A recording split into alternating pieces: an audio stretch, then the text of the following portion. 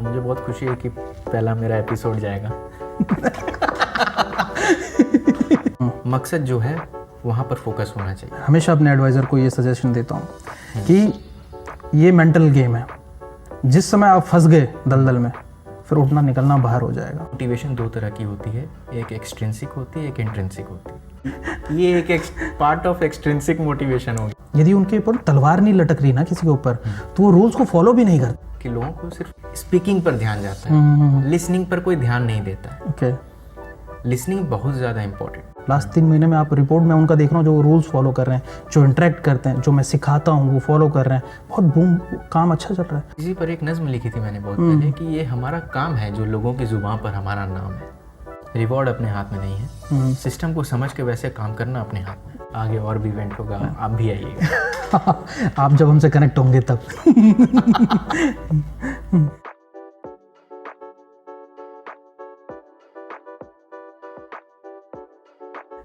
नमस्ते, आप लोगों का स्वागत है मेरे नए पॉडकास्ट मुकेश झा टॉक्स में। जब से मैंने अपना कैरियर स्टार्ट किया है, स्पेशली जब से LIC में एज अ डेवलपमेंट ऑफिसर मैंने अपना पोस्ट संभाला है, मैंने कई लोगों में देखा है उनकी पर्सनल और प्रोफेशनल लाइफ में बहुत सारे लूप होल्स हैं, जिसकी वजह से वो लाइफ में एक्सेल नहीं कर पा रहे। इसी सोच के साथ मैंने लोगों के बीच में अवेयरनेस लाने के लिए ये पॉडकास्ट स्टार्ट किया है।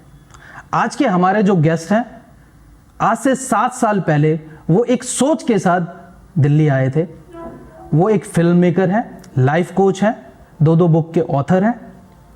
मैं स्वागत करता हूं अश्विन आलोक जी का। अश्विन भाई, बहुत बहुत धन्यवाद हमारे शो में आने के लिए आपका। बहुत बहुत धन्यवाद हमें आपके शो में बुलाने के लिए। Thank you.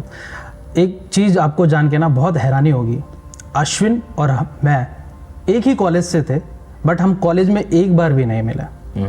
और कॉलेज ख़त्म होने के बाद 3 साल के बाद हम एक इवेंट में मिले। वहाँ से फिर जर्नी स्टार्ट हुई हमारी दोस्ती की। तो ये हमारे दोस्त भी हैं। अश्विन भाई, आपकी जो ये जर्नी है 7 साल की, ये इसके बारे में थोड़ा सा आप बताएंगे क्या? तो मेरी जर्नी जो शुरू होती है वो 2017 जुलाई में शुरुआत हुई थी उसकी, जब मैं दिल्ली आया था, शिफ्ट हो गया था। तो एक सपना लेकर आया था कि कुछ करना है ज़िंदगी में तो बड़े शहर जाना पड़ेगा, क्योंकि हमारे शहर में वो अपॉर्चुनिटीज़ नहीं थी उस समय। तो जब मैं यहाँ आया तो एज अ फिटनेस कंसल्टेंट बनने आया था, और उस फील्ड में मैंने अपॉर्चुनिटीज़ तलाशी, लेकिन कुछ हासिल नहीं हो पाया उसमें। हाँ, मैंने आपके बहुत सारे इंस्टाग्राम पे फ़ोटोज़ पहले के देखे हैं, जिसमें आप फिटनेस से रिगार्डिंग बहुत कुछ डालते रहते थे। तो उस समय मैं सर्टिफाइड फिटनेस ट्रेनर हो गया था, न्यूट्रिशनिस्ट था। तो मैंने सोचा कि फ़िटनेस फील्ड में काम करना है, और ये उस समय से क्लियर था। फिर यहाँ पर आने के बाद पता चला कि उस फील्ड में जो अपॉर्चुनिटीज़ हैं वो मार्केट, जो इंडस्ट्री है इंडिया में, उस तरह से डेवलप नहीं है। तो और उसके बाद अचानक से फैमिली में एक मिसहैपनिंग हो गई, मेरे ग्रैंडफादर की डेथ हो गई। तो ये काफ़ी स्ट्रगल रहा उस पीरियड में। तो अपनी लाइफ को सपोर्ट करने के लिए, क्योंकि नया नया कैमरा ख़रीदा था, थोड़ा बहुत सीख लिया था चलाना, तो सोचा कि पार्ट टाइम फोटोग्राफी करते हैं। कैमरा कॉलेज टाइम में खरीदा था आपने या उसके बाद? अब बैंकॉक जाना था तो DSLR खरीद लिया। कॉलेज टाइम में ही खरीदा होगा आपने? कॉलेज के बाद। अच्छा, कॉलेज के जस्ट बाद खरीदा। मैंने कॉलेज 3rd ईयर में खरीदा था कैमरा, मैंने भी खरीदा उस समय। तो कॉलेज में मुझे चलाने नहीं आता था। अच्छा, मेरे दोस्त का था, मैं फ़ोन से ही चलाता था। ओके। तो बैंकॉक जाने के समय भी चलाने नहीं आता था, तो मैंने ऑटो मोड पर उसको यूज़ किया। फिर फिर चलाने आ गया जब यहाँ पर सोचा कि शुरू करते हैं कुछ। तो उस दौरान उस तरह से फिर क्रिएटिव क्रू को यहाँ पर दोबारा से शुरू किया, और फोटोग्राफी, इवेंट्स, ये सब शूट करना शुरू किया। 2018 में शॉर्ट फिल्म बनाना शुरू किया। इससे मैं एक बात बोलना चाहूँगा, हम मिले भी थे जिस इवेंट में, हमारे वो कॉलेज का ही इवेंट था, रियूनियन इवेंट था।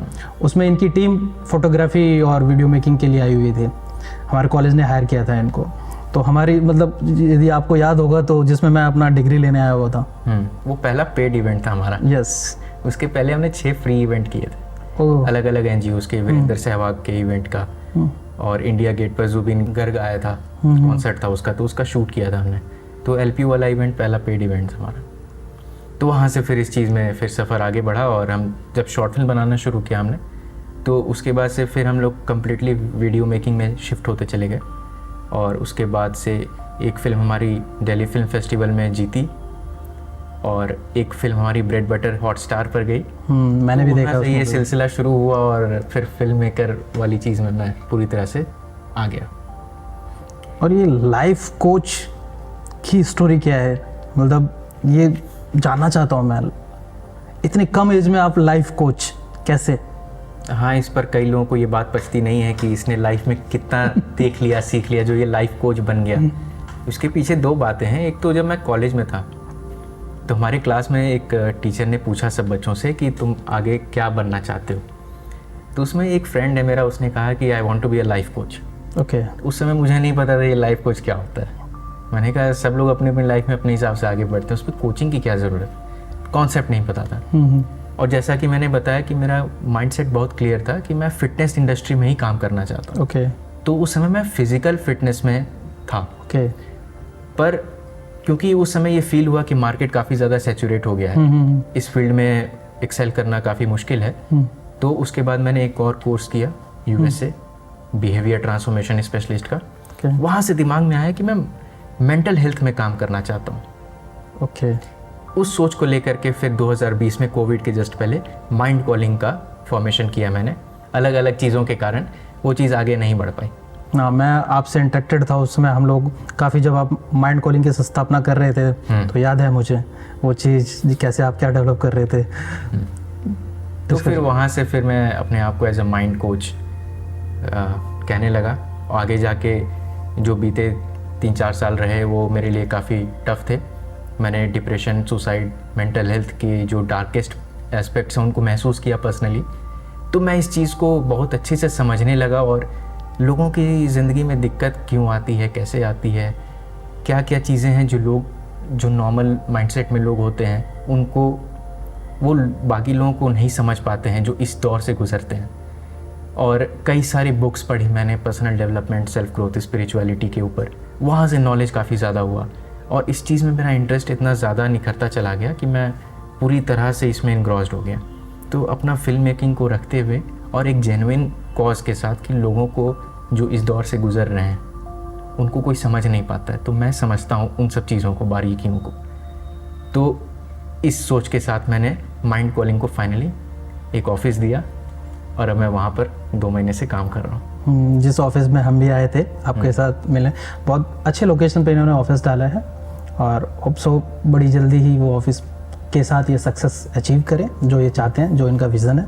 अश्विन भाई, जैसा कि जिस इंडस्ट्री में मैं बिलोंग करता हूँ उस इंडस्ट्री में ना एक लाइफ कोच का ना बहुत बहुत बड़ा वैल्यू है, इम्पैक्ट है। क्योंकि हमारी इंडस्ट्री में ना कोई set of frame of works नहीं है, कोई रूटीन नहीं है और लोग बहुत मेंटल, फिजिकल, इमोशनल प्रॉब्लम से जूझ रहे हैं। ठीक है, तो मैं आपके थ्रू अपने एडवाइज़रों की बहुत सारे ना क्वेश्चंस जो उनके दिमाग में चल रहा होगा, जो फेस कर रहे हो, उसको क्लियर आउट करना चाहता हूँ। बेशक। एक क्वेश्चन है मेरा, जब मैं एडवाइज़र था तो मेरे साथ भी होता था, किसी महीने ना मेरे पास 10 क्लाइंट होते थे, 15 क्लाइंट, मैंने 15-20 जनों को इंश्योरेंस सेल कर दिया। अगले महीने ऐसा होता था या 1-2 महीने के बाद ऐसा होता था मेरे पास एक भी क्लाइंट नहीं आ रहे। तो किसी महीने 2 क्लाइंट, 1 क्लाइंट, तो उस समय ना ऑटोमेटिकली डिमोटिवेट हो जाते थे हम। और वो डिमोटिवेशन बढ़ते बढ़ते 1, 2, 3, 4, 5, 6 महीने में ऐसा हो जाता था कि मन करता था यार ये काम छोड़ दें, हम मार्केटिंग का काम छोड़ दें। तो मैं इस पे आपका ना चाहता हूँ कि आप बताएं कि इसको कैसे टैकल आउट करें। यहाँ पर आपने जो चीज़ बताई, अगर सक्सेस मिलता है तो इंसान अप्रिशिएटेड फील करता है, उसको अच्छा लगता है, तो वो और कोशिश करता है उस फील्ड में आगे बढ़ने के लिए। जब इंसान को डिफीट मिलता है या सक्सेस नहीं मिल पाती है तो वो डिमोटिवेट हो जाता है। ऐसे में अपना मोटिवेशन बनाए रखना काफ़ी ज़रूरी है। अब मोटिवेशन 2 तरह की होती है, एक एक्सट्रिंसिक होती है, एक इंट्रिंसिक होती है। एक्सट्रिंसिक मतलब बाहर की चीज़ों से हम मोटिवेटेड फील करते हैं, सराउंडिंग से। हाँ, अगर हमने किसी महान इंसान को देखा और उससे हम कनेक्ट कर पाए तो हम उससे मोटिवेट होते हैं कि यार वो कर रहा है तो हम भी कर सकते हैं। इंट्रिंसिक ये होता है कि आप खुद को अलग अलग तरीक़ों से मोटिवेटेड रखते हैं। जैसे कि अगर किसी को जिम जाना पसंद है, अगर उसको लगता है आधे घंटे मैं रोज़ एक्सरसाइज करूँगा जिम जाके तो मैं रिलैक्स हो जाऊँगा। दोनों मोटिवेशन ज़रूरी है। इंट्रिंसिक और एक्सट्रिंसिक। हाँ, पहले तो आपको ये जानना चाहिए कि आप किस तरह से मोटिवेट हो पाते हैं। सेल्फ अवेयरनेस जरूरी है। अब आपको उन सब चीज़ों को रोज़ फॉलो करना है जिससे आप मोटिवेटेड रह सके। ओके। दिक्कतें आएंगी, चाहे आप इस स्टेज पर हो या इस स्टेज पर हो, वो तो लाइफ का पार्ट है।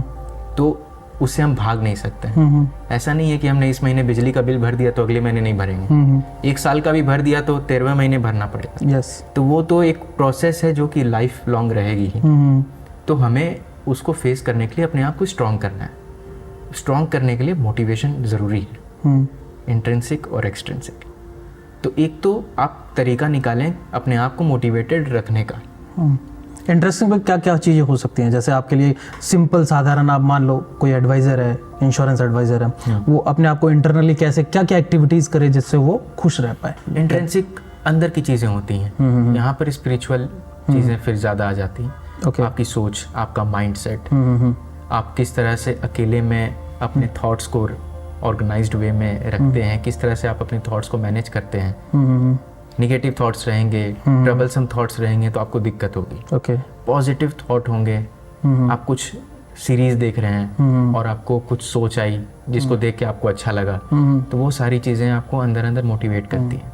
आपने कुछ इंस्पायरिंग फिल्म देखी, आपको लगा कि यार वो फिल्म में हीरो ने यहाँ से यहाँ अपना सफ़र तय किया, तो मैं भी कर सकता हूँ रियल लाइफ। इंट्रिंसिक मोटिवेशन अंदर से आवाज़ है। एक्सट्रिंसिक मोटिवेशन क्या क्या हो सकती है? तो जैसे कि मैंने बताया कि सारी बाहरी चीज़ों से जो हमें मोटिवेशन मिलता है उसको एक्सट्रिंसिक कहते हैं। बाहरी चीज़ों में आता है पैसा, सक्सेस, जो फेम होता है, कोई भी अचीवमेंट होता है, अवार्ड्स होते हैं, ये सब हमें बाहर से मिलते हैं, ये हमें मोटिवेट करता है। अगर हम अपने काम में अच्छा करें हमें इंसेंटिव मिलेगा, वो एक्सट्रिंसिक मोटिवेशन है। ओके। अगर हम कहीं बाहर क्रिकेट खेलने गए और हमने मैच जीत लिया, वो एक एक्सट्रिंसिक मोटिवेशन है, हमें अच्छा लगता है।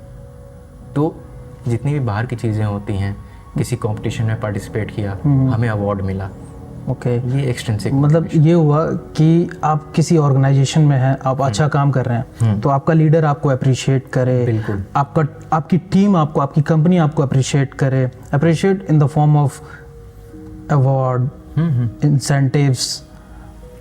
यही एक तरह से आई थिंक अप्रिसिएशन किसको नहीं पसंद है। अगर आप सड़क पर जो लोग रहते हैं, आप उनको भी जा करके अगर दे दें, कुछ खाना दे दें, उनको कुछ पैसा दे दें, उनको अच्छा लगता है, उनके लिए वो एक्सट्रिंसिक मोटिवेशन है। और आपने जो ये सवाल पूछा, ये डिमोटिवेशन वाला, इसमें एक एस्पेक्ट और आता है इमोशनल मास्टरी। अब इमोशनल मास्टरी में क्या होता है, जब हम अपने इमोशंस को कंट्रोल करते हैं। जब दिक्कत आती है तो हम घबरा जाते हैं। घबराहट तब महसूस होती है जब हम उस फीलिंग को, इमोशन को कंट्रोल नहीं कर पाते हैं। वो इमोशन जो है हमें कंट्रोल करता है, इसलिए हम घबरा जाते हैं। अगर हम इतने स्ट्रांग हों कि हम उस घबराहट की फीलिंग को अपने अंदर रखें, लेकिन उसका इम्पैक्ट ना हो हम पर, तो अंदर यार से भी बाहर से। मैं एक क्वेश्चन पूछना, वो इनिशियल स्टेज में वो कैसे कर पाएगा? उसको तो किसी की हेल्प चाहिए होगा ना, कि वो इमोशन कंट्रोल सीखे उस चीज़ को। मतलब अब कोई नया इस फील्ड में आया है या कुछ टाइम हुआ है बस उसको, वो अपने इमोशन को कंट्रोल करना, ये सारी चीज़ें कोई तो मेरे हिसाब से कोई सिखाए उसको। हर चीज़ें लाइफ में सिखाई नहीं जाती हैं, ओके, वो खुद से सीखना पड़ता है।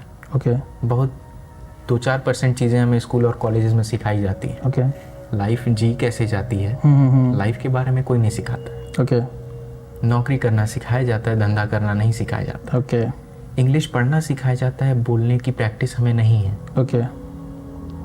तो अब इमोशनल मास्टरी की जहाँ तक बात है, ये भी एक प्रोसेस है, ओके, जिसको इंसान एक इंडस्ट्री में जाने के बाद कुछ समय बिताता है, कई चीज़ें ऑब्जर्व करता है और अपने एक्सपीरियंसेस से उसको सीखता है कि यार पिछली बार ये दिक्कत आई थी और मैंने ऐसे रिएक्ट किया था, अगली बार सेम चीज़ आएगी तो मुझे ये करना है। एक माइंडसेट बन गया। तो नेक्स्ट टाइम जब वो चीज़ आएंगी तो हमें पता रहेगा कि क्या नहीं करना है। ओके, तो हम दूसरी चीज़ें अपनाएंगे।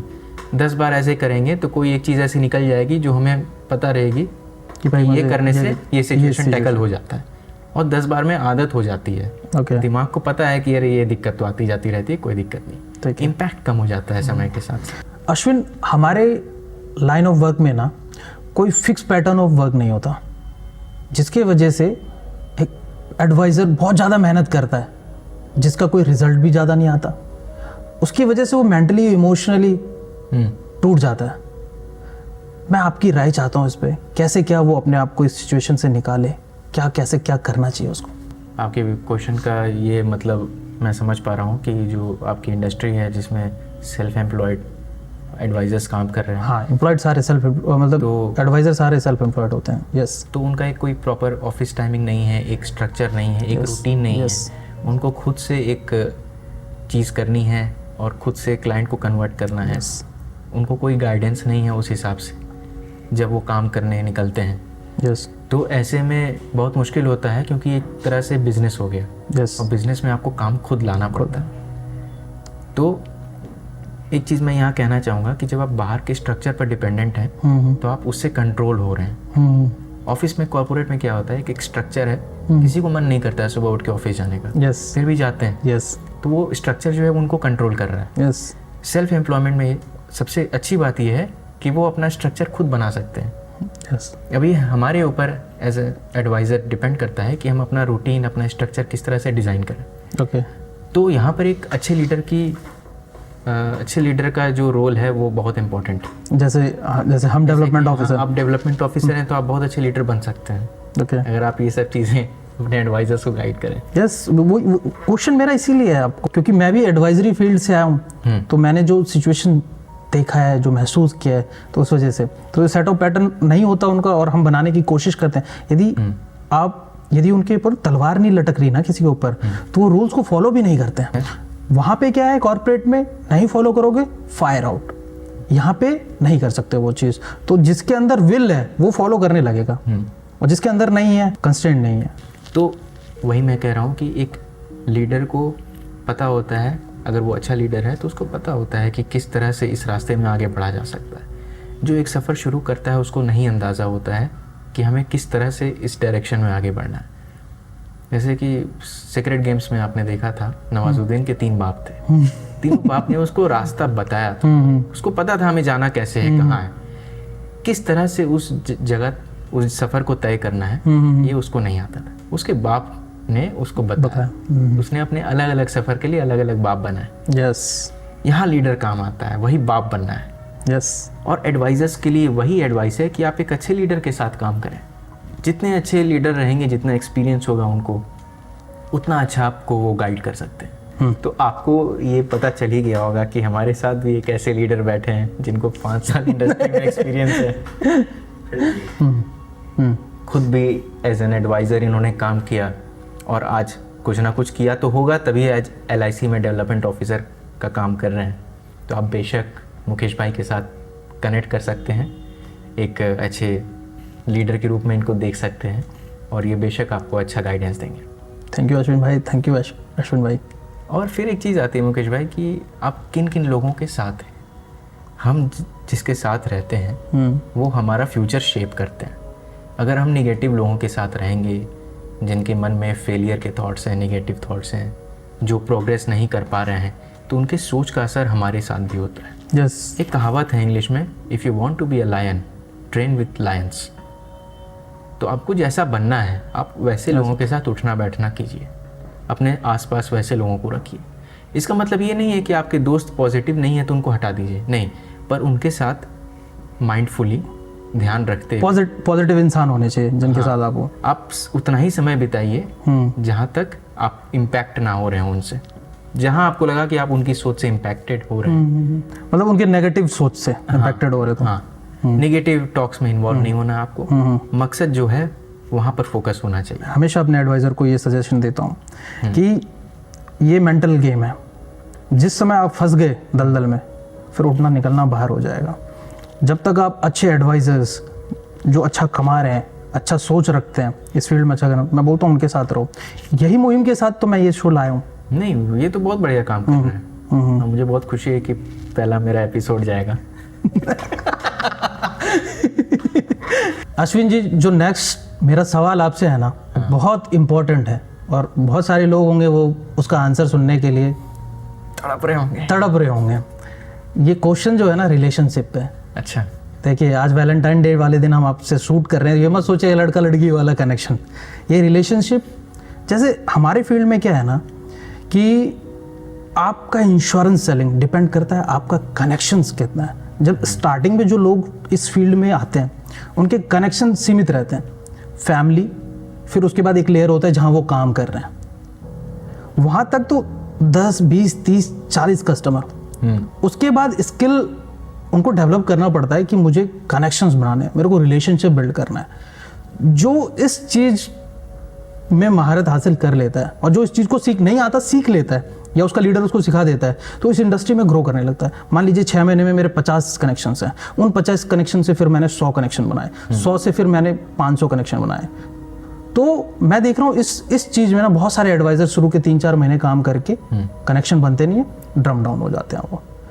तो कौन सी स्किल्स बढ़ाएं जिससे कनेक्शन बनेगा, जिससे अच्छा पॉजिटिव रिलेशनशिप बनेगा लोगों के साथ, जिससे वो ज़्यादा से ज़्यादा इंश्योरेंस कर पाए, पॉलिसी सेल कर पाए। जहाँ तक मैं समझ पा रहा हूँ, किसी भी एडवाइज़र के पास 2 रास्ते होते हैं क्लाइंट को रीच करने के लिए। या तो वो कॉल पर बात करेंगे या तो वो फेस टू फेस मीटिंग करेंगे। यस, यही 2 रास्ते होते हैं। यस। जब आप कॉल पर बात करते हैं तो आपकी आवाज़ में वो बात होनी चाहिए, क्योंकि क्लाइंट आपकी आवाज़ सुन रहा है, आपको देख नहीं रहा है। तो आपकी आवाज़ में वो एक पोलाइटनेस होनी चाहिए कि जिससे सामने वाले को हेलो सुनते ही लगे कि चलो अगला सुन लेते हैं क्या बोल रहे हैं। अगर आप रूड होंगे या झिड़क के बात करेंगे या आप इंटरेस्टेड साउंड नहीं करेंगे, तो सामने वाला क्यों आपके प्रोडक्ट में इंटरेस्टेड होगा? नहीं होगा। तो स्पीकिंग स्किल बहुत इंपॉर्टेंट है। जैसा कि आपने एक इवेंट भी किया था, वहाँ भी मैंने ये बात बोली थी, लिसनिंग एंड स्पीकिंग स्किल्स। ये आप लोगों को मैं बता देना चाहता हूँ, हमारी यूनिट मीटिंग हुई थी, मोर देन 70 एडवाइजर्स थे वहाँ पे। अश्विन जी भी वहाँ पे एज अ गेस्ट आए हुए थे। बहुत बढ़िया सेशन हुआ था, यहीं पे जीके में हमने किया था। उस सेशन की ये बात कर रहे हैं। कंटिन्यू। चलिए, उसका ही प्रचार हो गया, आगे और भी इवेंट होगा, आप भी आइएगा। आप जब हमसे कनेक्ट होंगे तब। बाकी लीडर तो अच्छे ही हैं। तो लिसनिंग और स्पीकिंग स्किल में मज़े की बात यह है कि लोगों को सिर्फ स्पीकिंग पर ध्यान जाता है, लिसनिंग पर कोई ध्यान नहीं देता है। ओके। लिसनिंग बहुत ज़्यादा इम्पोर्टेंट है। अगर आपने क्लाइंट को हेलो बोला, अपने बारे में बताया, तो आप उसको मौका भी तो दीजिए कि वो भी अपनी बात बता सके। अगर आप उसकी बात को बीच में काटिएगा या सामने वाले को ये लगा कि आप आप उनकी बात नहीं सुन पा रहे हैं, इंटरेस्ट के साथ नहीं सुन रहे हैं, तो वो भी इंटरेस्ट नहीं लेगा। ओके। तो लिसनिंग स्किल स्पीकिंग से ज़्यादा इम्पोर्टेंट है। ओके। और जितने अच्छे आप लिसनर होइएगा, आपका ये वाला स्किल, स्पीकिंग वाला, आपको बोलने की ज़रूरत ही नहीं है। ओके। आपके अंदर ये बात होनी चाहिए कि आपके बिना बोले लोग आपके पास आए कि मुझे इनसे ही पॉलिसी करवानी है, मुझे तो मुकेश झा के साथ ही। देखिए, मैं पॉलिसी कर नहीं सकता, मेरे एडवाइजर जो मेरे साथ होंगे उनसे करवाए लो। हाँ। तो आपके शो में अगर ये बात हुई और इस टॉक शो के माध्यम से, पॉडकास्ट के माध्यम से लोग अगर इंस्पायर हुए, तो वो आपसे सवाल नहीं करेंगे कि आप उनको कैसे गाइड कीजिएगा। वो सीधा आपको कॉल करेंगे कि मुकेश सर, मैं आपके साथ ही काम करना चाहता हूँ। हमें अपने काम से शो करना है वो चीज़ बेसिकली। तो इसी पर एक नज़्म लिखी थी मैंने बहुत पहले कि ये हमारा काम है जो लोगों की जुबान पर हमारा नाम है। इसी नज़्म को फॉलो सब लोग अगर करें। एक बार रिपीट कीजिएगा दोबारा। ये हमारा काम है जो लोगों की जुबान पर हमारा नाम है। ओके। हमने इतने काम किए हैं कि हमें अब कुछ बोलने की ज़रूरत नहीं है। हम जहाँ जाएंगे लोग हमें जानते हैं कि ये कौन है। जब दूसरे एस्पेक्ट पर आते हैं, वो है face to face meeting. Okay. वहाँ पर आपके बोलने से पहले क्लाइंट आपको देखता है, अपीयरेंस, पर्सनैलिटी। तो आप दिखते कैसे हैं, आपका बॉडी लैंग्वेज कैसा है, आप किस तरह से जा कर के बैठते हैं, किस तरह से उनको ग्रीट करते हैं, मुस्कुराते हैं, या आपका जो फेशियल एक्सप्रेशन है वो कैसा है, आपकी फ़िज़ीक कैसी है। आपके लाइन ऑफ वर्क में फ़िज़ीक उतना इम्पोर्टेंट नहीं है, लेकिन अगर है तो इससे बहुत इम्पॉर्टेंट है ये चीज़, चाहे वो किसी भी इंडस्ट्री का इंसान हो। फिज़िकल एंड मेंटल हेल्थ, ये बहुत ज़रूरी है। जो फिज़िकली फिट हैं वो नेचुरली ज़्यादा अपील कर पाएंगे क्लाइंट को, जो अनफिट हैं वो उतना अपील नहीं कर पाएंगे अनलेस वो अपने इंडस्ट्री में बहुत बड़े शेयर हों। ओके जो बहुत पहुंचे हुए हों उनके लिए ये सब मैटर नहीं करता। ओके, मतलब आप ये कह रहे हैं जो बहुत ज़्यादा ऊपर पहुंच गए हैं तो उनके लिए फिजिकल नहीं, फिर उनका नाम इतना है, उनका काम ऐसा है कि लोग उनके पास आते हैं। पर अगर आप फुल्ली ट्रांसफॉर्म होके अगर क्लाइंट को अप्रोच करेंगे तो आप बिगिनर होने के बावजूद अपना जो पॉलिसी है वो एक एक्सपर्ट की तरह सेल कर पाएंगे। ये बहुत ही बढ़िया पॉइंट है कि मैंने भी ऑब्जर्व किया है, जब आप अपनी प्रेजेंटेशन के साथ आपकी ड्रेसिंग, आपका लुक मैच कर जाता है ना, तो पॉलिसी सेल आउट करना मतलब बहुत इजी हो जाता है। जनरली हमारे फील्ड में 2 से 3 विजिट लेना पड़ता है एक इंश्योरेंस सेल करने के लिए, बट यदि सब कुछ आपका प्रेजेंटेशन प्लस आपका ड्रेसिंग, यदि सब कुछ वेल मेंटेन्ड है, way of talking, single shot में आप कन्वर्जन कर लेते हैं। तो ये मैंने भी ऑब्जर्व किया। अश्विन जी, जो 2 बुक आपने लिखी हैं, उन बुक के बारे में थोड़ा आप बताएंगे मेरी ऑडियंस को? अरे ज़रूर बताएंगे, आपने सवाल पूछने में बहुत डिले कर दिया। नहीं, मुझे बुक का बहुत पहले से पता है, मैंने इनकी एक बुक पढ़ी भी है और इनकी दोनों बुक मेरे ऑफिस में रखी हुई हैं। मेरी स्टाफ लोग जो भी आती है नहीं, मैं उनको सबको पढ़वाता भी हूँ। मैंने एक पढ़ी है, मुझे बुक पढ़ने का थोड़ा उतना आदत नहीं है, बट मैं अश्विन जी के माध्यम से आप लोगों को बोलूँगा उस बुक के बारे में थोड़ा कश में बताएं। तो कई लोगों को ये जो पर्सनली मुझे जानते हैं उनको पता है कि मैं लिखता भी हूँ। यस। तो मैंने नहीं, आप करते तो बहुत कुछ है, हमें सब पता है। मैंने करीब हज़ारों शेर व शायरी लिखी, नज़में लिखी हैं। तो जो मेरी पहली किताब है वो मेरे नज़मों पर, कविताओं पर बेस्ड है। तो जो मैंने अपनी नज़में लिखी हैं उनको एक किताब के रूप में मैंने अमेज़ॉन पर डाला है। एक दो नज़्म हमारे ऑडियंस के लिए, काम से रिलेटेड बहुत सारी बातें बोल दी हमने, अब थोड़ा फन टाइप की चीज़ें भी हो जाएं साथ में। अब यहाँ पर कौन सी नज़म बोलेंगे आप? बोलिए, जो मस्त सा बोल दीजिए, कोई तड़क फड़क वैलेंटाइन डे पे थोड़ा मैच कर जाए। सैड बोलता हूँ, जो बहुत अच्छी लगती है मुझे। नज़म कुछ इस तरह से है कि ये हज़ारों लिखी थी उसके नाम पर, हज़ारों गज़लें लिखी थी उसके नाम पर, मगर आज उनको गाता कोई और है। वाह वाह, वाह भी करना है। अच्छा, ये नज़्म मैंने बहुत सारी ओपन माइक में पढ़ा। ये मेरी फेवरेट और बेस्ट नज़्म में है, मतलब लिखने और आइडिया के हिसाब से। लेकिन इस पर कभी ताली नहीं मिलती है उतनी, पर इसके आगे और इसके पीछे वाले पर लोग बहुत वाह वाह करते हैं। ये तो अश्विन भाई आपकी पहली बुक से निकल गई ये सारी चीज़ें। हाँ। दूसरी बुक में क्या था? दूसरी बुक 2 पार्ट में है। पहली पार्ट में मेरे खुद की जर्नी है कि मैं दिल्ली आने के बाद से कैसे हॉटस्टार तक पहुंचा। हाँ। कैसे मैं राजीव चौक मेट्रो स्टेशन पर खड़ा था और सोच रहा था कि इतना बड़ा शहर है, कोई नहीं जानता है, लेकिन बड़ा आदमी बनना है, कैसे बनेंगे। हॉटस्टार पे जो मूवी है आपकी, वो बता भी दीजिए ना। बताया था, अभी इंट्रोडक्शन में बता दिया था, फिर से बता दीजिए। बटर हॉटस्टार पर है। ओके। अब तो एक समय था जब सिर्फ हॉटस्टार पर ही थी, अब हंगामा play, Airtel extreme, MX player और फॉरेन के भी काफ़ी OTT प्लेयर्स हैं, OTT प्लेटफॉर्म्स हैं, उन पर भी हमारी फिल्म्स हैं। तो अब थोड़ा डाइवर्स हो गए हैं। अभी अमेज़ॉन पर भी एक फ़िल्म डिलीवर हुई है, पर वो अभी तक पब्लिश नहीं हुई है उस पर। तो होपफुली अभी जल्दी अमेज़ॉन पर भी आ जाएंगे। अब तैयारी है नेटफ्लिक्स की। तो बड़ी जल्दी वहाँ पे भी आ जाएंगे आप। कोशिश है, देखते हैं कब आते हैं। अब जो ये पहला पार्ट मेरा मेरी खुद की जर्नी के ऊपर है, दूसरा पार्ट माइंड कंडीशनिंग टेक्निक्स के ऊपर है। ओके। कि कैसे एक सफ़र में हम 0 से हीरो तक पहुंच सकते हैं। ये दिमाग का खेल है। ओके। फिज़िकली हम करते हैं काम, लेकिन फिज़िकली करने के लिए भी दिमाग का प्रिपरेशन बहुत इम्पोर्टेंट है। अगर हमें जिम जाना है तो जब तक हम सोचेंगे नहीं कि हमें जिम जाना है और ये करना है, तब तक हम जा नहीं पाएंगे। विदाउट माइंड हम जिम जाके नहीं कर पाएंगे। वो मेंटल प्रिपरेशन इतनी इम्पोर्टेंट है। तो कई सारे टेक्निक्स हैं, कई सारे टूल्स हैं माइंड को लेकर के, स्पिरिचुअलिटी को लेकर के, जिसको मैं यूज़ करता था, पर ये पता नहीं था कि ये एक टेक्निक है। जब बाद में मैंने इनको जाना तो लगा कि ये सारी चीज़ें, इसमें से मैक्सिमम चीज़ें मैं करता था। तो उन सारे नॉलेज को कई लोग मुझसे सजेशन लेते थे मेरे फील्ड के बारे में या लाइफ के बारे में। तो मैंने सोचा कि एक किताब लिख देता हूँ, सबको एक किताब बेचूंगा, रॉयल्टी भी मिलेंगी, उनको नॉलेज भी मिलेगी। तो ये मेरी जर्नी के ऊपर है, माइंड कंडीशनिंग टेक्निक्स के ऊपर है। अश्विन भाई, अभी तक का तो जो हमारा ये पॉडकास्ट रहा है बहुत इंटरेस्टिंग, आपने सारे सवालों के आंसर बहुत सिंपल साधारण तरीके से मस्ती के साथ दिए हैं। आपका हमारे व्यूअर्स के लिए एक आखिरी advice as a life coach.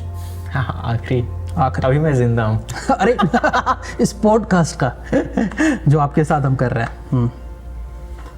अब एडवाइस की जहाँ तक बात है तो मैं एक एडवाइस दूंगा यस, और एक बहुत बढ़िया सॉल्यूशन बताऊंगा। बताइए। जैसे हम YouTube चलाते हैं तो नया नया चैनल हम क्रिएट करते हैं तो हमें पता नहीं होता है कि कैसे YouTube पर वीडियो ग्रो करेगी। तो हम फिर धीरे धीरे सीखते हैं, YouTube पर कस्टम थंबनेल बनाना सीखते हैं, डिस्क्रिप्शन टैग्स ये सब डालते हैं। फिर कोशिश करते हैं कि किसी तरह से अपने वीडियोस को, चैनल को ऑप्टिमाइज़ करें कि लोगों तक पहुँचे, ऑर्गेनिकली रीच बढ़े। तो यहाँ पर हमने किया क्या, YouTube एक सिस्टम है, उसके एल्गोरिदम को, उसके वर्किंग को हमने समझ लिया। और जब हमने उसके वर्किंग को समझ लिया और उस अकॉर्डिंग हमने काम किया तो हमें रिजल्ट मिला। अब अगर हम लाइफ को एज ए सिस्टम कंसिडर करें, हर सिस्टम का एक कुछ सर्टेन सेट ऑफ रूल्स होता है। अगर लाइफ के भी कुछ रूल्स, अब सूरज उधर से उगेगा तो उधर ही से उगेगा, हम इधर से तो उगा नहीं सकते, तो ये नेचुरल रूल है। कई सारे इस तरह से नेचुरल रूल्स जो लाइफ के हैं, अगर हम उसको समझ जाएं और लाइफ को उसी अकॉर्डिंग जिएं, जैसे कि सुबह उठना चाहिए, ये एक रूल है। ऐसा नहीं है कि आप 2 बजे नहीं उठ सकते हैं, उठते हैं लोग, लेकिन अगर आप उस रूल के अकॉर्डिंग चलें, सुबह उठना शुरू करें, तो आप इस सिस्टम के अकॉर्डिंग काम करेंगे, आपको वो सिस्टम रिवॉर्ड देगा। आप एक दिन सुबह उठ करके काम कीजिए, जो आप 2 बजे से रात भर काम नहीं कर पाते हैं, वो आप सुबह 6 बजे से 10 बजे के बीच में सब कर लीजिएगा। 11-12 बजे लगेगा कि यार अभी तो 12 ही बज रहा है, मेरे सारे काम कंप्लीट हो गए। और उसका फ़ायदा मेंटल हेल्थ और फिजिकल हेल्थ दोनों को होता है। किसी भी आप सिस्टम में काम कर रहे हो, चाहे वो LIC क्यों ना हो, LIC के भी एक सर्टेन रूल्स एंड रेगुलेशन। अगर हम LIC के रूल्स को, सर्टेन सिस्टम को समझ जाएं और उस हिसाब से काम करें, तो LIC से हमें बहुत बड़ा रिवॉर्ड मिलेगा, किसी भी सिस्टम से। मैं भी, एक बिजनेस भी एक सिस्टम होता है, हम सिस्टम क्रिएट करते हैं। और basically LIC as a insurance agent एक बिजनेस ही है। मेरी टीम में 40 जने हैं, मेरे एडवाइज़र मेरे साथ अभी। मैं सबसे पहले, मैं काम के लिए नहीं बोलता उनको, मैंने अपने रूल्स रेगुलेशन जो मैंने सीखा है, जो मैंने इस इंडस्ट्री के टॉप ट्रेनर्स हैं उनके साथ सीखा है और जो सीखता हूँ मैं आजकल, वो मैं बोलता हूँ अप्लाई करो इसको। मैं उनके लिए वो रूल्स, थम ऑफ सर्टन रूल्स मैं उनको देता हूँ, गाइडलाइंस देता हूँ, और जो उसको फॉलो कर रहे हैं, out of them 30% are doing amazing work. Last 3 महीने में आप रिपोर्ट में उनका देख रहा हूँ, जो रूल्स फॉलो कर रहे हैं, जो इंटरेक्ट करते हैं, जो मैं सिखाता हूँ वो फॉलो कर रहे हैं, बहुत बूम, काम अच्छा चल रहा है। बाकी लोग उनसे बहुत पीछे जाते जा रहे हैं। तो ये तो आपके पॉइंट को मैं मानूंगा, रूल्स का बहुत बड़ा इंपॉर्टेंस है लाइफ में। बस एक सिस्टम को समझना है कि वो काम कैसे करता है, और फिर हमें उसी हिसाब से काम करना है, और हमें रिवॉर्ड मिलेगा ही मिलेगा। रिवॉर्ड अपने हाथ में नहीं है, सिस्टम को समझ के वैसे काम करना अपने हाथ में। yes. तो रिवॉर्ड पर दिमाग नहीं लगाना है, बस समझ के काम करना है। दूसरी बात ये मैं बोलना चाहूँगा कि सेल्फ अवेयरनेस की कमी बहुत ज़्यादा है लोगों में। हम अपने बारे में ही पूरी तरह से नहीं जानते। तो अगर हम अपने साथ रोज़ 5 मिनट समय बिताएं और हम अपने बारे में जानें, जैसे किसी लड़की से प्यार हो जाता है तो हम उसके बारे में सब कुछ जान जाते हैं 1 घंटे में। एक बार इंस्टाग्राम खोलेंगे, बहुत कुछ पता चल जाएगा। yes. हमने अपने बारे में कोशिश नहीं की जानने के बारे में। तो जब हम अपने बारे में जानेंगे कि हमें क्या चीज़ मोटिवेट करती है, क्या नहीं करती है, किस सिचुएशन में हमें दिक्कत होती है, क्यों होती है, क्या सॉल्यूशन हो सकता है, जब हम दिमाग लगाएंगे, सोचेंगे, और जितना हम अपने बारे में जान पाएंगे, जितनी गहराई में उतर पाएंगे, उतने हम मजबूत हो जाएंगे मेंटली। और मजबूत मेंटल स्टेट जिसका होता है, वो मुश्किल से मुश्किल समय में भी बहुत काम रहता है, उसको दिक्कतें हिला नहीं सकती। और जो मजबूत मुश्किल सिचुएशन में काम रहता है, उनके दिमाग में बहुत सारे अच्छे आइडियाज़ आते हैं। अगर आप पैनिक करेंगे तो नहीं आएंगे, क्योंकि आपके दिमाग में घबराहट चलेगी, तो आपने स्कोप नहीं दिया अच्छी चीज़ों के आने के लिए। तो ये 2 चीज़ है, सेल्फ अवेयरनेस और सिस्टम। ये जो इनके लास्ट वर्ड्स हैं, सेल्फ अवेयरनेस और सिस्टम, इन दोनों पे आप लोगों को भी सोचना चाहिए और काम करना चाहिए। मैं भी इन चीज़ों को फॉलो करता हूँ, क्योंकि मैं इनसे पिछले 6-7 साल से कनेक्टेड हूँ। ठीक है, तो मैं भी कोशिश करता हूँ। ये पॉडकास्ट यहीं पे ख़त्म होता है, बट ये कारवां चालू ही रहेगा आपके बीच में। हमारे ही फील्ड से जो टॉप एडवाइजर्स हैं, TOT, COTs, वो इस पॉडकास्ट पे आएंगे नेक्स्ट सीरीज में। और ट्रेनर्स, मेंटोर्स, मोटिवेशनल स्पीकर्स आपके बीच में इस पॉडकास्ट के माध्यम से आप लोगों तक आएंगे। आप लोग ज़्यादा से ज़्यादा मेरे चैनल को शेयर कीजिए, लाइक कीजिए, अपनी इंश्योरेंस फैटर्निटी में इस वीडियो को फ्लोट कीजिए, ठीक है, जिससे हमें मोटिवेशन मिलता रहे और एक्सटेंसिक मोटिवेशन मिलता रहे और हम इस काम को तहे दिल से एक अच्छी नीयत से करते रहें। तो मैं भी आपके बारे में कुछ तारीफ कर देता हूँ। अरे जरूर, तारीफ कौन नहीं सुनना चाहता। जैसा कि आपको बताया कि मैं मुकेश भाई से 6-7 साल से टच में हूँ, तो मैंने इनके सफ़र को देखा है कि कैसे ये जॉब छोड़ने के बाद स्कूटी लेकर के जगह जगह भटकते थे, लोगों से मिलते थे। इन्होंने इंश्योरेंस बेचना शुरू किया, वहाँ से इन्होंने काफ़ी एक्सपीरियंस गेन किया। पर अच्छी बात एक मुझे इनकी जो लगती थी उस समय कि ये इनका एक गोल था कि मुझे इतने लोगों से रोज़ मिलना है और घर से निकलना है। ये हैबिट फॉर्मेशन है और इन्होंने जो हैबिट बनाई और आज फिर वहाँ से जो सफ़र शुरू किया था, आज डेवलपमेंट ऑफिसर हैं LIC में। तो जो यहाँ से ग्रो करके यहाँ तक आते हैं उनके पास बेशक एक्सपीरियंस होता है, तरीके होते हैं और ये एज अ लीडर आपको बिल्कुल इस डायरेक्शन में गाइड करने के लिए एकदम सक्षम है। मैं चाहूँगा कि आप एक बार खुद इनसे कनेक्ट कीजिए और एक बार खुद से देखिए कि क्या आपको ये आपकी जर्नी में गाइड करने के सक्षम हैं या नहीं। ये डिसीजन आपका है, पर मेरे कहने पर एक बार इनसे कनेक्ट ज़रूर कीजिए। धन्यवाद अश्विन भाई, धन्यवाद। तारीफ पेटीएम कर दीजिएगा। जरूर जरूर जरूर जरूर।